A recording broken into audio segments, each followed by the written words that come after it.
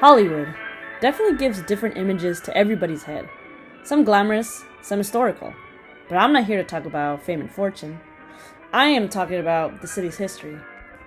And what a history Tinseltown has. Unfortunately, plenty of historical sites have been demolished, but many still stand.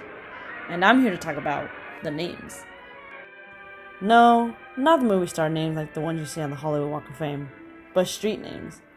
We start off with many who consider the father of Hollywood, with Hobart Johnston Whitley, the star of Whitley Avenue. Whitley was born in 1847 in Canada.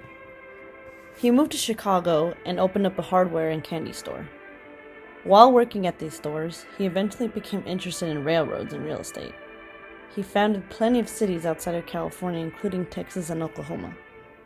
When he moved to California, he wanted to invest throughout the state, including the San Fernando Valley. He bought acres of land from Isaac Newton Van Nuys, who was the son-in-law of Isaac Lancashire. In those cities, he helped develop city structures like banks and hotels, like the one on Hollywood and Highland. The Hollywood Hotel was developed in 1902 as a way to attract people to purchase land, specifically those who were riding the balloon route trolley on the Los Angeles Pacific Railroad. With its growing success, it eventually expanded to include a country resort feel where more people could stay and enjoy the tourism. In 1906, a woman named Almira Hershey was staying in a downtown LA hotel, where she saw an ad for the Hollywood Hotel and decided to stay there. She loved it so much, she decided to purchase it. In 1905, she eventually developed it to take up the entire block. Hollywood luminaries such as Lon Chaney, Rudolph Valentino, Jesse Lasky, and Ethel Barrymore would stay at the hotel. In the lobby ceiling, they placed stars for every celebrity who had stayed there. Since the hotel was being demolished, that is where some thought of the Hollywood Walk of Fame idea. As more hotels came into fruition, the hotel later was seen as old-fashioned and run down.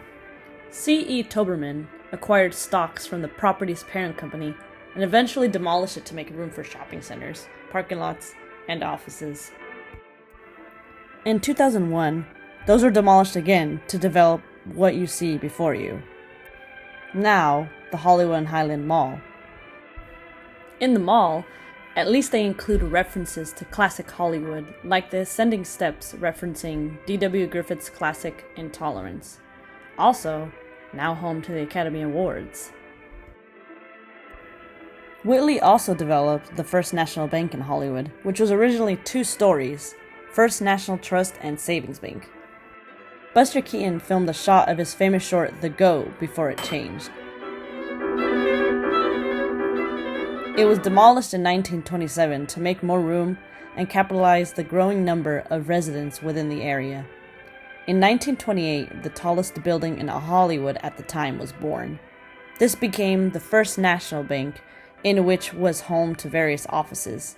Now it is mainly a vacant building. Whitley would have never been able to imagine what Prospect Avenue would become. In 1918, Whitley also went on to develop Whitley Heights, where upon its opening, many celebrities will eventually reside here, like Rudolph Valentino, Judy Garland, Charlie Chaplin, Harold Lloyd, and Betty Davis. It was known as the first community of stars. What was unique about the area was its proximity to the Bowl Hollywood Boulevard and to the Hollywood studios. Whitley would hold barbecues and encourage businessmen, plus politicians, to join it in his opening. Over the years, houses in the area were demolished to make way for the 101 freeway, including Rudolph Valentino's mansion. In 1982, a section of the neighborhood that wasn't a victim of the wrecking ball was preserved and now is registered as a historic landmark. Even Whitley's house still resides as a National Historic Landmark, which cannot be demolished. So much has changed throughout Hollywood. Unfortunately, a lot has been demolished, so it is extremely important for people to celebrate what remains. Whitley is known as the father of Hollywood. There has been a misconception that he thought of the name Hollywood, but it was actually a land developer named Data Hartel Wilcox, the wife of Harvey Wilcox.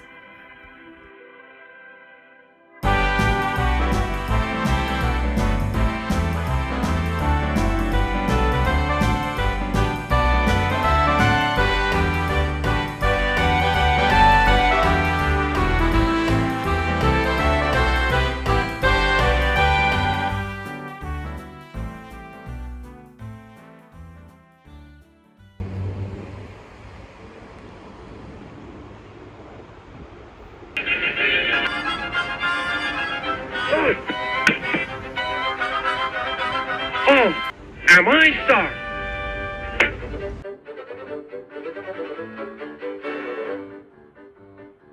That was awfully clumsy, Miss. Oh, not at all, my man. I think it was all my fault. Now, if there's been any damage done, you just call around at my office, and I think everything can be adjusted satisfactorily.